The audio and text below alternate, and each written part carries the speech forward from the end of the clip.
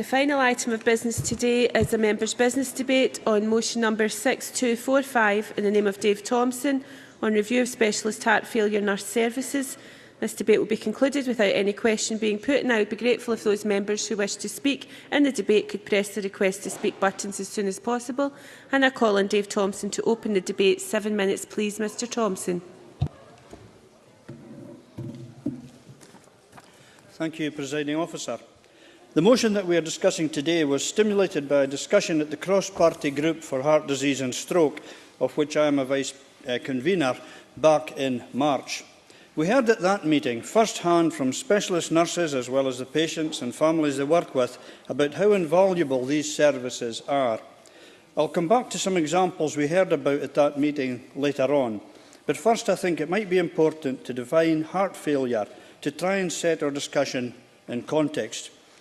Heart failure is a complex condition for which there is no cure for the majority of people. Heart failure occurs when the heart, which is a muscle, is damaged by a cardiac event, most commonly following a heart attack, or from long-term high blood pressure or valvular disease, which I suffer from myself. It is really important to make the distinction between heart failure and heart attack, as there is a common misconception that they are the same conditions. They are not. Heart failure can be the result of a heart attack, but heart failure is a long-term condition, whereas a heart attack is an emergency or acute event and happens when a blockage occurs in one of the arteries to the heart, restricting the flow of blood. Due in part to the very welcome improvements in premature mortality for heart disease, the prevalence of heart failure is rising. It is the only cardiovascular condition which is on the rise, in part because acute conditions such as heart attacks, which would have been fatal a few years ago, are now survivable. As a consequence, however, many of these people with damaged hearts end up living with heart failure. Additionally, because heart failure is more prevalent in older people, our ageing population also further increases its prevalence. Improved heart attack survival is, of course, tremendous progress. But it does present the NHS with different challenges, like how to help people cope with living with conditions like heart failure. Specialist heart failure nursing services are one of the most important ways that the NHS can treat heart failure patients. At the Heart Disease and Stroke cross-party group in March, we heard from Mr Thomas Stark, a heart failure patient. Thomas described his family's and his own experience of a heart failure diagnosis and his treatment and rehabilitation at Astley Ainsley Hospital. Thomas had been well supported throughout his time at Astley Ainsley and described the value of group discussions and listening to the experiences of others. He also shared a moving letter that his wife had written to the NHS to express their thanks. Thomas summed up the input of the specialist nurse as, "I'll no beat about the bush, but the nurse was our lifeline." We also heard from Mrs Lorraine Jones, a heart failure carer. Lorraine and her sister were both full-time carers for their mum since her diagnosis of end-stage heart failure. Lorraine described the journey that she and her family had been on, losing their father and then the impact of their mother's illness. Particularly challenging when her mother would not accept the diagnosis. Lorraine talked about all aspects of the support from their nurse, practical with arrangements for the end of life and emotional in supporting them and helping them to come to terms with what was happening. Lorraine summed up the support by saying, "You can't repay what she's done for me and my family." Now, since 2002, the British Heart Foundation has supported heart failure specialist nurses around the UK to ease this burden and improve quality of life for people with the disease. British Heart Foundation has funded or pump-primed many of these roles in numerous NHS boards areas, with an expectation that boards would mainstream that funding after the British Heart Foundation funding ended. An evaluation of the impact of these services from 2008 found dramatic reductions in hospital readmissions for patients who were cared for at home by specialist heart failure nursing services. The report concluded that every patient who was cared for by a specialist heart failure nurse would equate to a saving of £1,826 per patient, including the costs of the specialist post. It seems to me essential, therefore, that NHS boards make these services a top priority. The Scottish Heart Failure Nurse Forum is the independent representative body for these nurses in Scotland and is supported by BHF Scotland and Chest, Heart and Stroke Scotland. The Forum produced the report which stimulated this debate and compared the provision of specialist heart failure nursing service in Scotland in 2012 to its previous report, which was published in 2008. Unfortunately, the national situation is not a good one. Despite the fact that the prevalence of heart failure is on the increase, nationally, the overall provision of these nursing posts has fallen from 51 whole-time equivalent posts in 2008 to 47 whole-time equivalent posts in 2012. As a result, only 4 NHS board areas are meeting the minimum ratio set down in the SIGN guidelines of 2007 of 1 nurse per 100,000 of population. And 1 NHS board, NHS Orkney, has no specialist heart failure nursing service at all. Now that simply isn't good enough.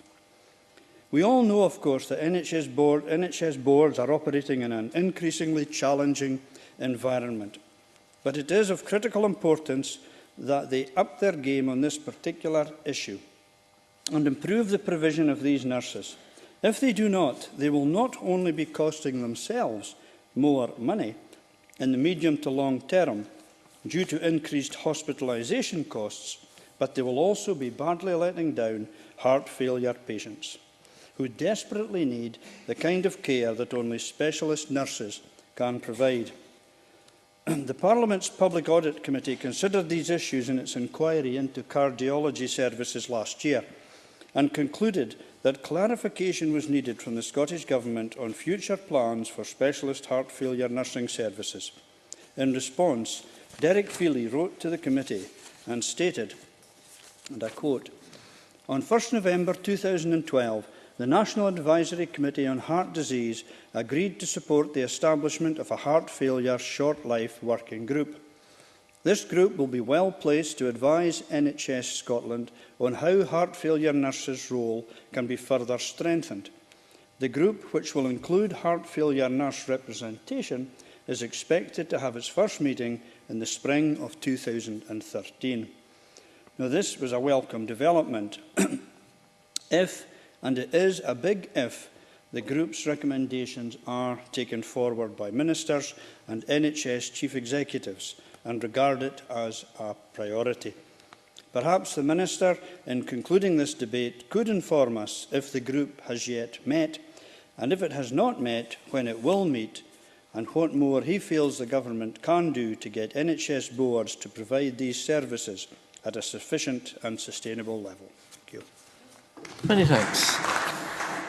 I now call on Jackie Bailey to be followed by Nanette Milne. 4 minutes, please. Thank you very much, Presiding Officer. And can I start by paying tribute to Dave Thompson for securing this debate this evening. And let me also commend the British Heart Foundation, the Scottish Heart Failure Nurse Forum and Chest, Heart and Stroke Scotland for their briefing in advance of our debate this evening, and indeed for their report, which highlights the challenges that remain in securing provision of heart failure nurses across every health board in Scotland. We know that heart failure is a life-limiting condition, and unlike many other cardiac conditions, the prevalence of heart failure is rising, affecting something like 100,000 people across Scotland.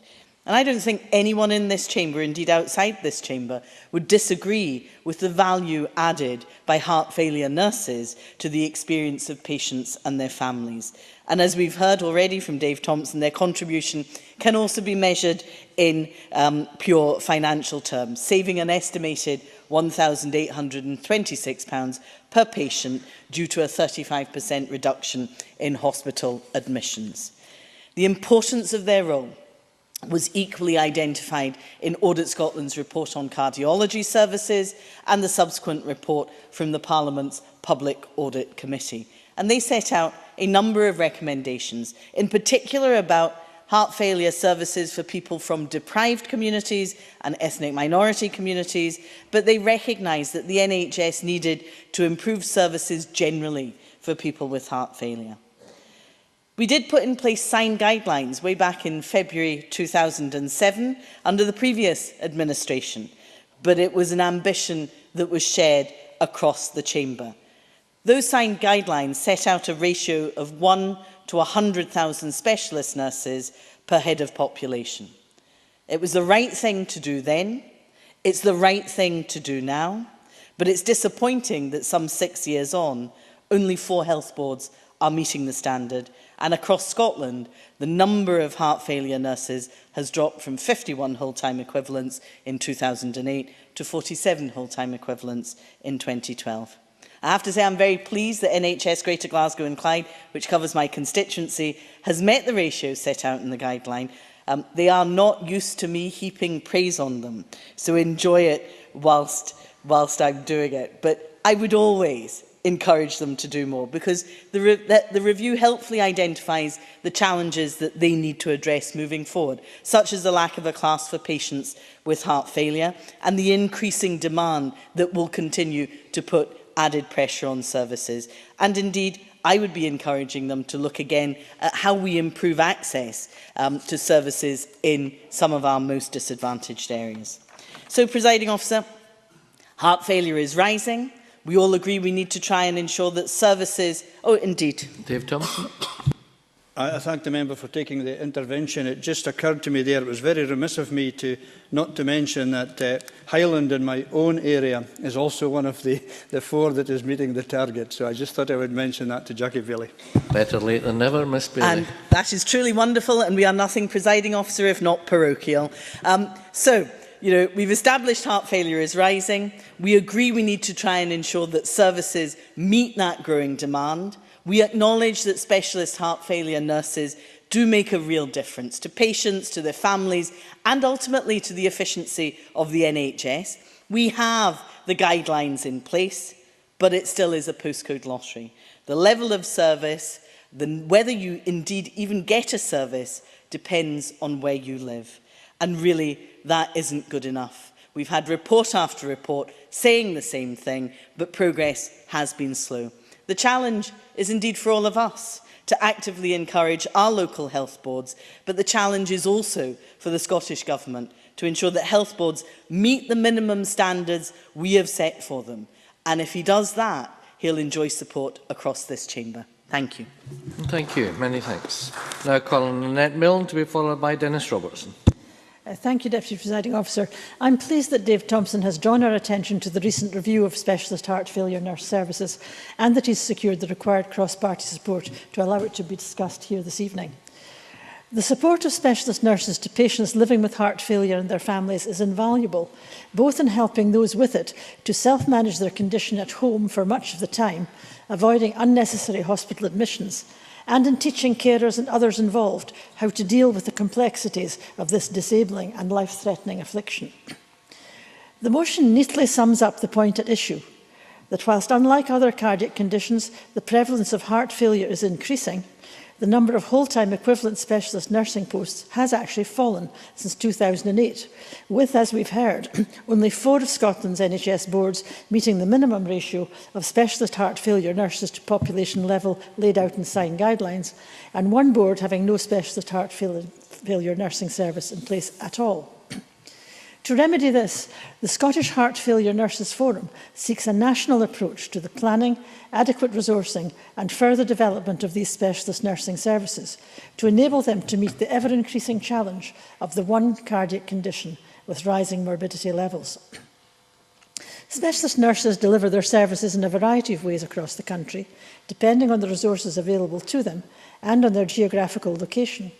And patients are seen in various settings like hospital wards, outpatient clinics, satellite clinics and in their own homes, with most specialist heart failure nurses also giving telephone support for patients, carers and their GPs to access advice regarding symptom management. Unfortunately, because there aren't enough specialist nurses, particularly in more remote and rural areas, there is not the capacity to deliver the education or to share the skills and expertise with community staff necessary to ensure that heart failure patients get the support that they need. In my own region, for example, the service within Grampian has been operating in a fragmented way, with part-time provision in Aberdeen City and South Central and North Aberdeenshire, with no consistent management structure from which to develop the service. Funding there is an ongoing and worrying issue. Following a service break from 2007 to 2009, the service was reinstated through British Heart Foundation funding from 2009 till 2011. And now, with funding guaranteed only until next year, both in the City and Aberdeenshire, work is ongoing through the Managed Clinical Network to secure an NHS Grampian-wide service with permanent funding. But as yet, the details of this are unknown, and nurses in Aberdeenshire could be facing redeployment from this autumn. The nurses there are enthusiastic and keen to develop the service, but they're hindered by lack of administrative support, which impacts on their frontline activity with patients, and by the uncertainty of future funding for the service. Presiding Officer, this evening's debate is an exact parallel to the one last week on Parkinson's specialist nurses, and illustrates once again the patchy availability of all specialist nursing provision in Scotland. The Minister, in his response last week, did indicate the Government's engagement with this issue and its intention to seek an improvement in nursing provision across the specialties. Given the proven savings of £1,826 per patient in the case of heart failure, through reducing hospital admissions by enabling patients to self-manage their long-term conditions in the community, and given the increasing prevalence of long-term conditions and comorbidities within an ageing population, investment in specialist nursing services looks to be a compulsive area for preventative spending, with significant rewards both economically and for patient well-being.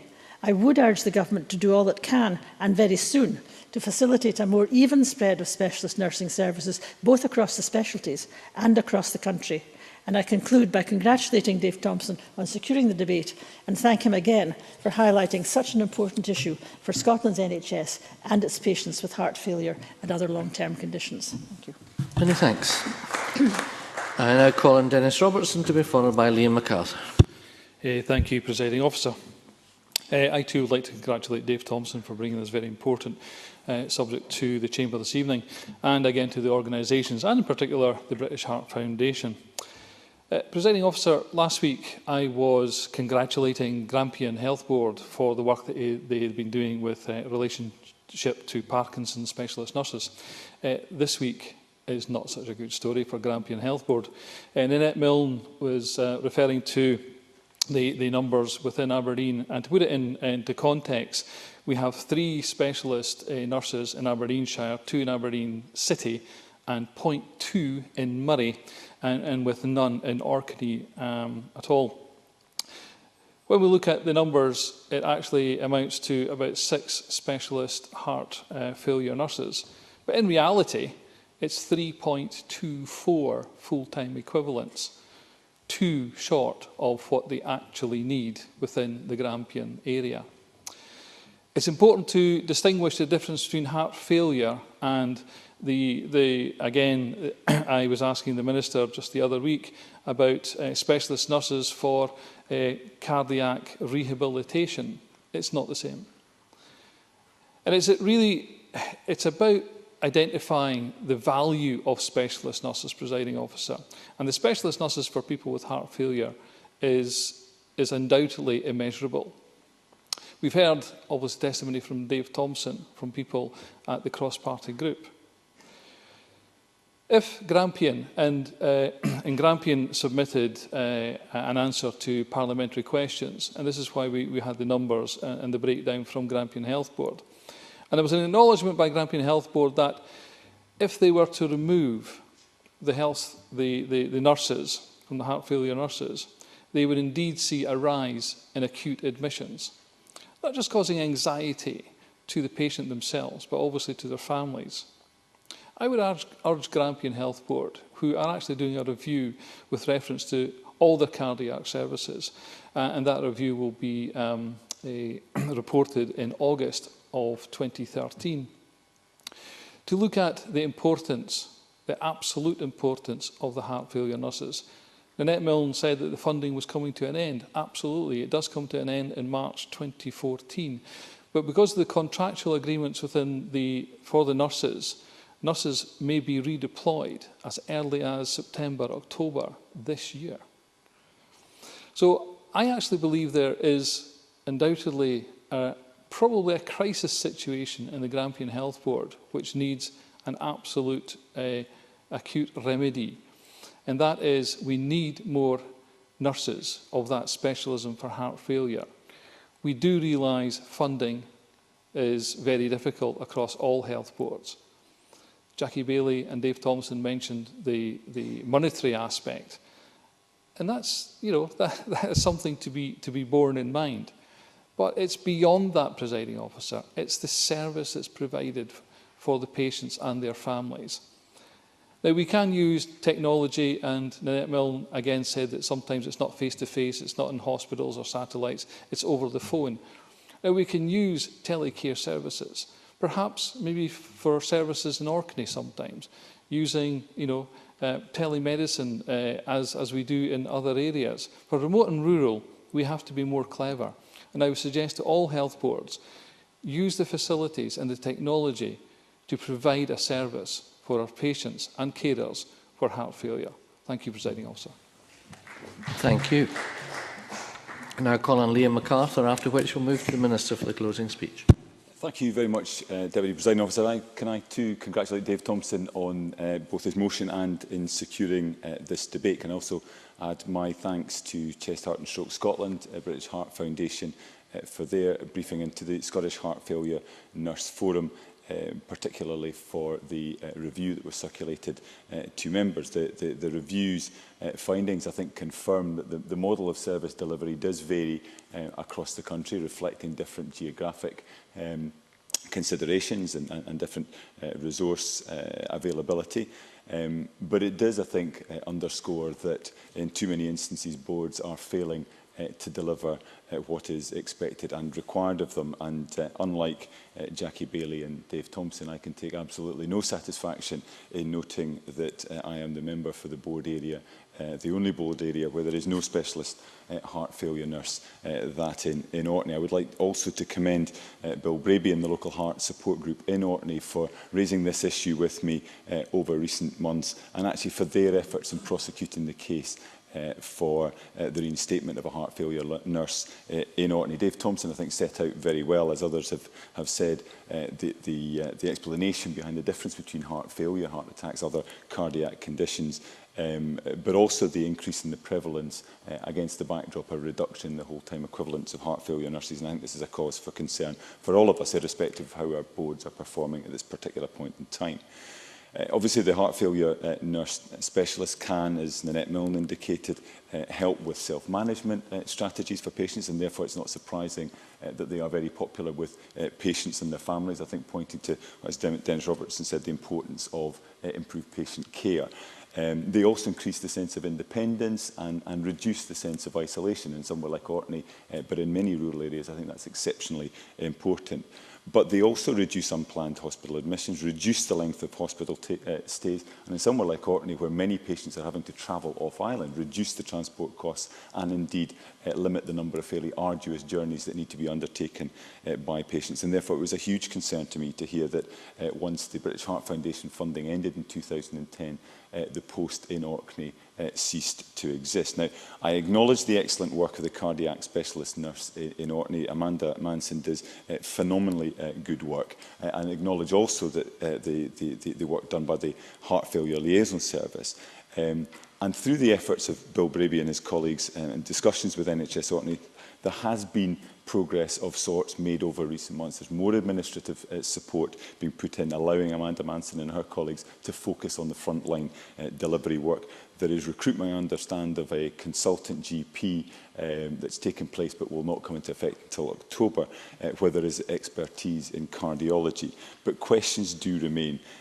What procedures will be able to take place in Orkney as a result of this recruitment of the cardiology specialist? What is happening to deal with the replacement for the retired cardiology lead in Orkney? There is still a lack of resilience to cover illness and holiday in terms of the liaison service and the cardiology service. And I think all this points to the fact that we still need a heart failure nurse in Orkney. Dave Thompson referred to the findings of the Public Audit Committee. I was unaware of the statement from December by Derek Feely in relation to the establishment of the Heart Failure Short Life Working Group. Like Dave Thompson, I would very much hope and expect that group to have met if the deadline was set for spring 2013. And I would encourage the Minister to ensure that that short life working group does look specifically at the issues relating to Orkney to see how they may be addressed. But once again, I congratulate Dave Thompson on securing the debate and look forward to what the Minister has to say in winding up. Thank you very much. Many thanks. I now call on the Minister, Michael Matheson, to close the debate on behalf of the Government. 7 minutes, please, Minister, or thereby. Thank you, Presiding Officer. Can I begin, like others, in congratulating Dave Thompson in securing time for this important debate and what is and remains a clinical priority for NHS Scotland.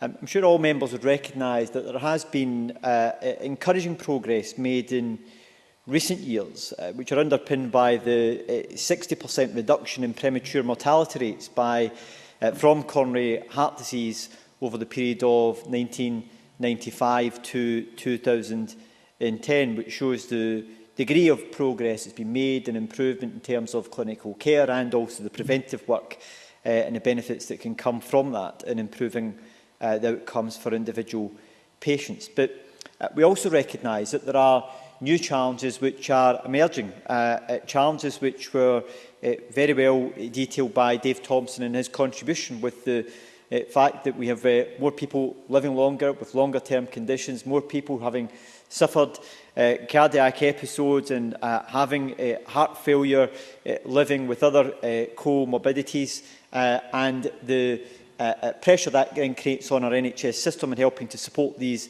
individuals. And therefore, it's important we make sure that we have services that can address the increasing number of patients who may have heart failure in Scotland. And part of that is that we recognise is that we do need to have heart failure nurses in place to meet this particular need. And the Better Heart Disease and Stroke Care Action Plan and the clinical standards for heart disease both identify the important role that heart failure nurses have in providing safe, effective and person-centred care. And to my mind, that set out in our action plan demonstrates our commitment and should also demonstrate the way in which we expect boards to take this issue forward, by recognising that the heart failure nurses have an important role to play in informing how they take forward their workforce planning. Now, a number of members have made reference to the SIGN guidelines for heart failure, which were published in 2007, and they recommend that there should be a nurse-led, home-based element of post-discharge care, and patients should be considered for follow-up by a trained heart failure nurse. Now, SIGN guidelines are important. They are not something of government. They are not directed by government, and no government can claim some form of responsibility for them. They are commissioned and taken forward independently of government and are there to help to inform clinical practice. However, I do think there has been some misunderstanding regarding the ratios that members have referred to. The SIGN guidelines do not actually set a minimum standard for staffing provision. I can only assume that members are referring to the British Cardiac Society standards, which are about having one heart failure nurse per 100,000 of the population. But the SIGN guidelines in themselves do not specify a specific ratio.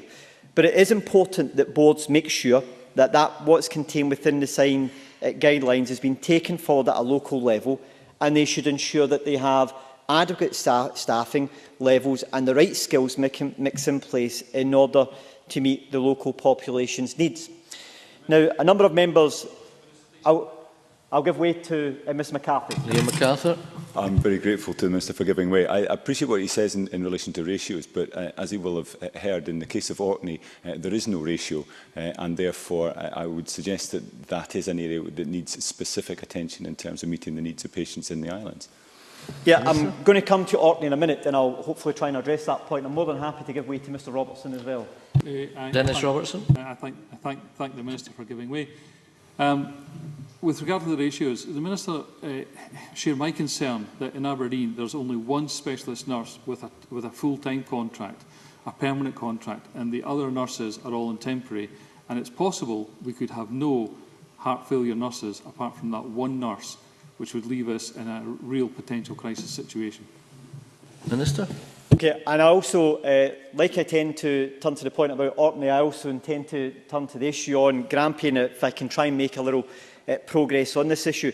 There has been some progress made since 2008 of the 15 heart failure nurse posts which were funded by the British Heart Foundation.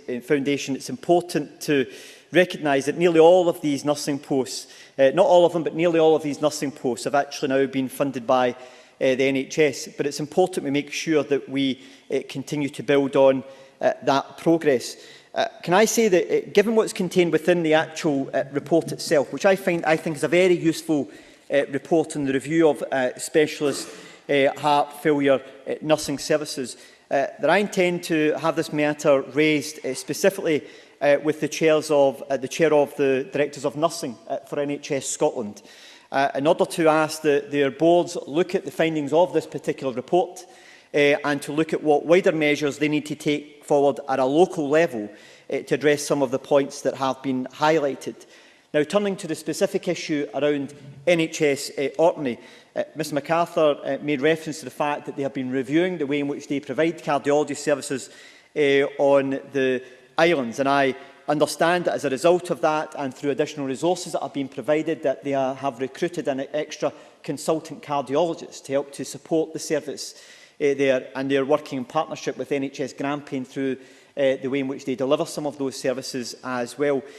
I understand from the board that they hope that that will allow them to free up some of the time of the clinical nurse specialists they have at the present time to do some extra work around heart failure matters, which they don't have the present time capacity to do. And that will help to support and extend the role of the work that they can take forward there. But no doubt Mr MacArthur will wish to pursue these issues with his local board in order to make sure they continue to make progress on this issue. On the matter of Grampian NHS that Dennis Robertson made reference to, my understanding is that an option appraisal paper is presently being prepared for the board's consideration in this month, and that will include looking at a number of options, part of which is about looking to how they can support heart failure nurse services within NHS Grampian area, and that they should be in a process of completing that process by August of this year. But again, of course, we would expect NHS Grampian to make sure that they are able to meet the needs of cardiac failure patients within the area in line with what's set out within the SIGN guidelines. Can I also make reference to one of the important points that I think it was Annette Millen made reference to? Most debates on long-term conditions that I respond to in this chamber, presiding officer, involve a request for more specialist nurses of one particular long-term condition or another. Specialist nurses have an important role to play, but they also have a role to play in helping to support our other NHS staff there, in helping them to work with patients with specific conditions such as heart disease more effectively. And that's why we have taken forward a programme by investing £150,000 into the heart disease education programme, which is called eHealth, which is aimed at working with heart failure specialist nurses to help to support them in training and supporting other nursing staff and other clinical staff in helping to support patients more effectively and to be more confident in managing heart failure. And that will be launched in November this year, which will be there to help to support that area of work. And finally, turning to the point around the National Advisory Group that Dave-Thompson made reference to in his own comments. That group, what has now been established, is acting as a heart failure hub in order to draw together expertise on how we can build on progress in improving the use of heart failure nurses. It's taken a little longer than was anticipated to get established, but we are now expecting the group to meet within the next 6 weeks. The chairs have been appointed, its membership have been agreed, and we're also in the process of appointing a national coordinator in order to support the group's improvement activities across NHS Scotland. So in acting as a hub and drawing together good practice from different board areas in Scotland that can help to support the dissemination of that good practice in other board areas, and the national coordinator will be able to have an overview on the progress that's been made by individual boards. I recognise, Presiding Officer, the importance of specialist nurses, and in particular heart failure nurses. This report is a very important contribution to this area of work, and we will pursue that with our boards to look at what further measures can be taken in order to build on the progress that has been made since 2008, so we can continue to provide the best possible service for those patients who suffer from heart failure in Scotland. Excellent. Many, many thanks. I now close this meeting of Parliament.